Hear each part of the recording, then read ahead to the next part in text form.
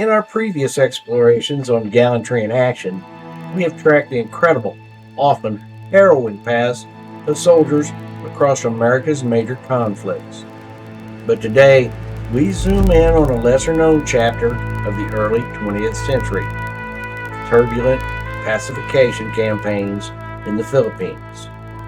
Specifically, a fierce, localized flashpoint officially designated as the Action Against Outlaws in 1911. Let's get into it.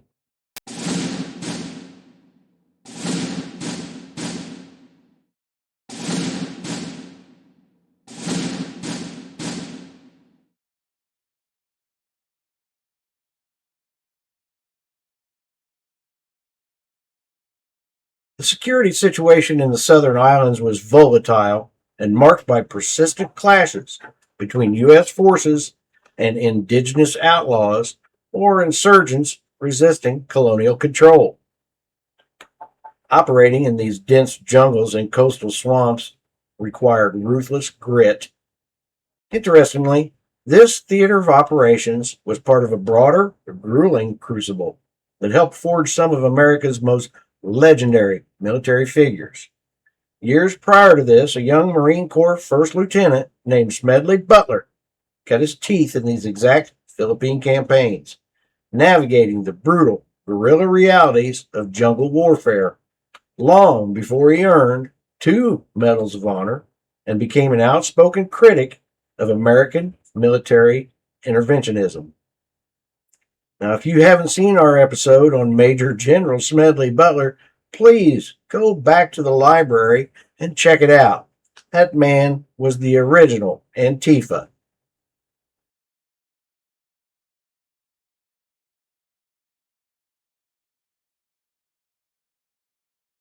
During this Pacific sweep, in September 1911, the gunboat USS Pampanga deployed a landing party to capture a stronghold near the village of Mundang on Basilan Island. Well, what was expected to be a routine operation erupted into a sudden, bloody, close-quarters combat. And when the smoke cleared, 6 men had been awarded the Medal of Honor.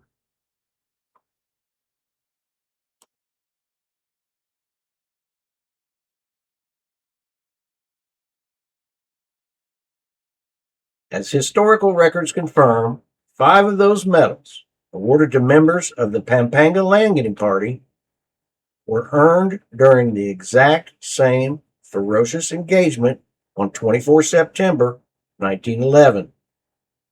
Let's break down the men who stood in that storm.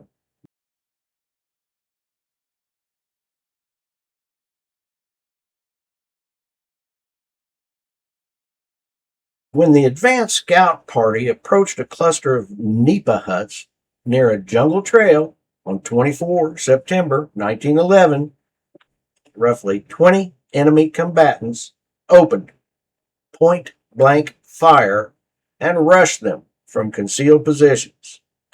The small party was instantly cut down, fighting for survival. Let's start out with John Hugh Catherwood.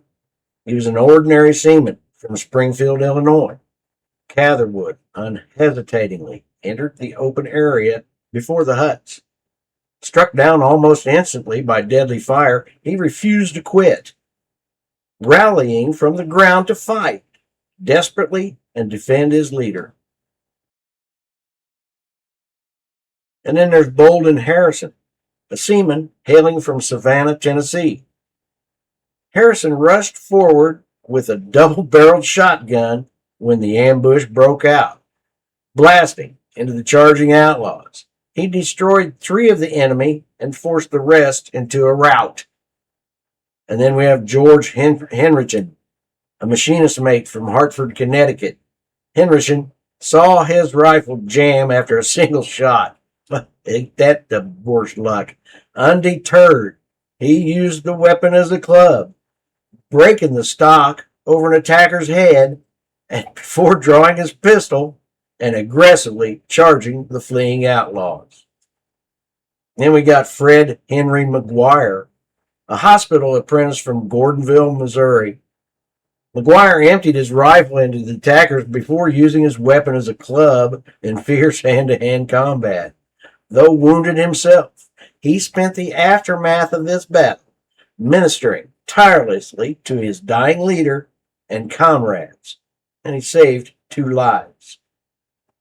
Then we turn to Jacob Voles, a carpenter's mate from Sutton, Nebraska.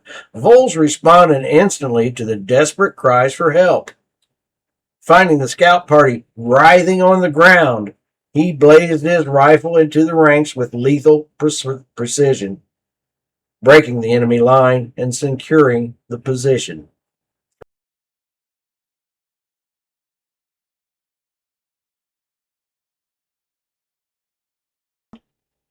While those 5 sailors earned their place in history on 24 September 1911, the 6th medal of the campaign belongs to a soldier whose grit under fire transcends the standard narrative of the era. To close our look at the Action Against Outlaws, we turn to the only national of the Philippines on that elite list, Private Jose B. Nisperos. Born in San Fernando, La Union, Philippine Islands, Nisperos was a member of the 34th Company of the Philippine Scouts. During an engagement against hostile natives armed with spears, Nisperos found himself in a nightmare scenario, as his official citation vividly records. Having been badly wounded, his left arm was broken and lacerated, and he had received several spear wounds in the body so that he could not stand.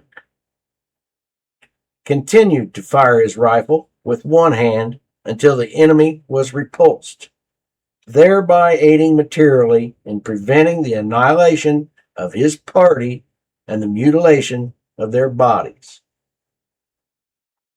Bleeding out, shattered by spears and gunfire, unable to even stand on his own 2 feet, Nisperos propped himself up in the dirt and kept firing until the enemy broke.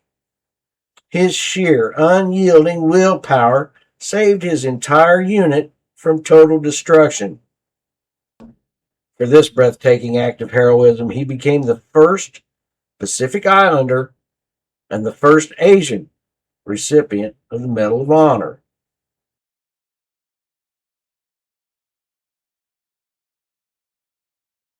Now, we've been from the small town roots of Illinois and Tennessee, Connecticut, Missouri, Nebraska, and La Union.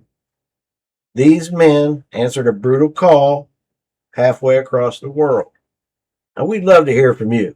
Which of these 6 extraordinary accounts surprised you the most? And how do you view the role of the Philippine Scouts in military history? Drop your thoughts in the comments below. My name's Kenny. This is Gallantry in Action. As always, thank you for watching, and until next time, stay legendary.